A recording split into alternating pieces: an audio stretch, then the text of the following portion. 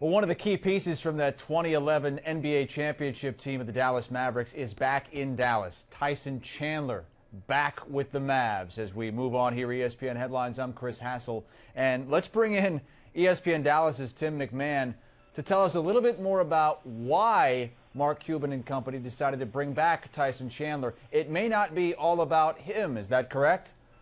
Well, it is first and foremost about Tyson Chandler, but they certainly have bigger things in mind. They think acquiring Tyson Chandler in a trade makes them much more attractive to the superstars in free agency. And obviously we're talking about LeBron James and Carmelo Anthony. The reason Tyson Chandler was let go in the first place isn't because the Mavericks didn't want him on their roster. They absolutely loved him. It was just a matter of them prioritizing financial flexibility over keeping an aging championship team together. If they'd have kept Tyson Chandler, they wouldn't have had the flexibility to make other moves. Now, those haven't panned out. They weren't able to land a superstar, but here they are getting Tyson Chandler back, still being in the mix for a max free agent, and now feeling like they have pieces in place with Dirk, with Monte Ellis, and with Tyson Chandler that makes this a much more attractive situation for a superstar who might be looking to move teams. How confident are the Mavericks that they can get either Carmelo Anthony or LeBron James to come to Dallas this offseason?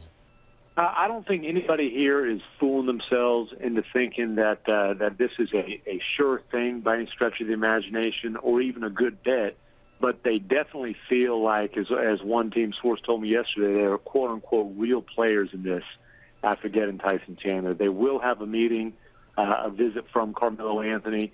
It's to be determined if they get LeBron James to make a visit to Dallas or if they get a face-to-face meeting with him. But they are confident that they can at least make a strong pitch and a convincing case, and not only with one of those superstars for the Mavericks to be able to contend for a championship this year, but then they'd have max space again next year, and they can chase a guy like Kevin Love or Marc Gasol or Dallas native LaMarcus Aldridge and, put together a roster that would be able to contend for the foreseeable future. All right, that's Tim MacMahon from ESPN Dallas. Free agency begins July 1st, which is Tuesday. We'll know a lot more come next week about where Melo and perhaps LeBron James may end up. I'm Chris Hassel with ESPN Headlines.